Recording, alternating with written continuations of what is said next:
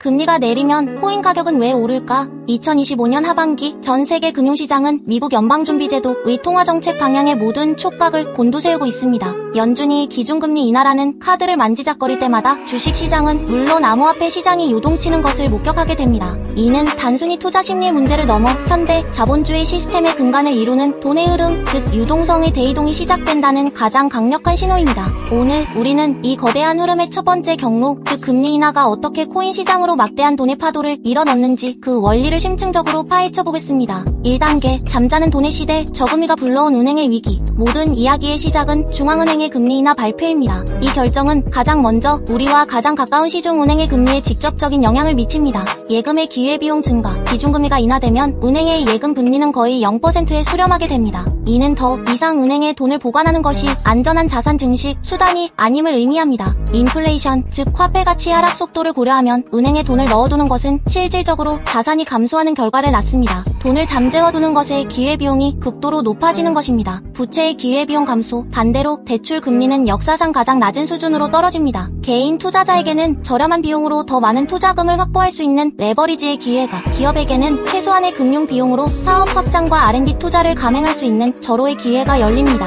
즉, 빚을 내는 것이 오히려 현금을 보유하는 것보다 합리적인 선택이 되는 시대가 열립니다. 이처럼 예금의 매력은 사라지고 부채의 부담은 줄어드는 환경 속에서 가만히 있던 돈은 더 이상 가만히 있을 수 없게 됩니다. 2단계, 더 높은 수익률을 찾아서 자산시장으로의 대이동. 은행이라는 안전한 항구를 떠난 천문학적인 규모의 자금은 이제 더 높은 수익률이라는 단 하나의 목표를 향해 새로운 투자처를 찾아 움직이기 시작합니다. 이 거대한 자금의 흐름, 즉 유동성 장세의 서막이 오르는 것입니다. 이 유동성은 1차적으로 투자자들이 가장 친숙하고 안정적이라고 생각하는 전통적인 자산시장으로 흘러들어갑니다. 1차 목적지, 주식 및 부동산. 막대한 자금이 주식시장과 부동산 시장으로 유입되면서 자산 인플레이션이 발생합니다. 기업의 펀더멘털이나 부동산의 내재 가치와 무관하게 오직 돈의 힘만으로 가격이 상승하는 현상이 나타납니다. 투자자들은 초기에는 이 상승장에서 수익을 얻지만 시장이 과열될수록 기대 수익률은 점차 낮아지고 변동성의 위험은 커집니다. 3단계, 마지막 종착지, 고위험 자산, 코인 시장으로의 낙수 효과. 주식과 부동산 시장의 기대 수익률이 성에 차지 않게 된 자금, 그리고 처음부터 가장 높은 수익률을 추구하는 가장 공격적인 성향의 자금은 이제 마지막 종착지를 찾게 됩니다. 바로 고위험 고수익 자산의 정점에 있는 암호화폐, 즉 코인 시장입니다. 코인 시장이 이 막대한 유동성의 마지막 종착지가 되는 이유는 명확합니다. 폭발적인 기대 수익률. 전통 자산 시장이 수십 %의 수익률을 기대할 때 코인 시장은 수백, 수천 %의 비선형적인 수익률을 기대할 수 있는 유일한 시장입니다. 작은 시장 규모, 주식이나 부동산 시장에 비해 전체 시가총액이 훨씬 작기 때문에 상대적으로 적은 양의 자금이 유입되더라도 가격 상승 탄력성은 비교할 수 없을 정도로 큽니다. 공급 제한, 특히 비트코인과 같이 총 발행량이 2100만 개로 고정된 자산의 경우 넘쳐나는 돈과 한정된 코인의 만남은 수요 공급 법칙에 따라 폭발적인 가격 상승으로 이어질 수밖에 없는 구조입니다. 결론적으로 중앙은행의 금리 인하는 단순히 이자를 조정하는 행위를 넘어 시중에 잠자던 돈을 깨워 더 높은 수익률을 향한 거대한 여정을 떠나게 만드는 기폭제입니다. 그리고 그 여정의 가장 마지막 단계에서 가장 뜨겁고 폭발적인 에너지를 받아들이는 곳이 바로 비트코인과 알트코인으로 대표되는 코인 시장입니다.